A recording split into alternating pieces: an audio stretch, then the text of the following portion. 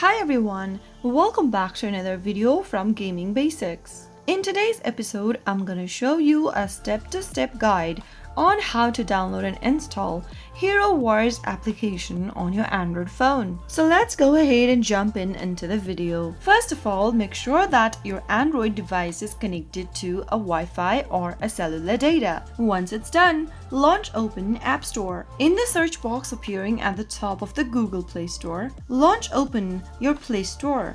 In the search box appearing at the top of your Play Store, type in Hero Wars. Once you perform your search, look for this Hero Wars Alliance application from Nexters Global Limited. To begin downloading the app, tap on Install, and all you need to do now is to wait for the application to download and install on your Android phone. It'll only take a couple of minutes depending upon your internet speed, so make sure to download the app and install it correctly. Once the download and installation is completed, tap on Play to launch open the game on your Android phone. And that is how it can be easily done. If you found the video to be helpful, go ahead and give us a thumbs up. Don't forget to subscribe to the channel by hitting the subscribe button. Also press the bell icon so that you'll never miss another upcoming upload from us. I'll see you again in the next video.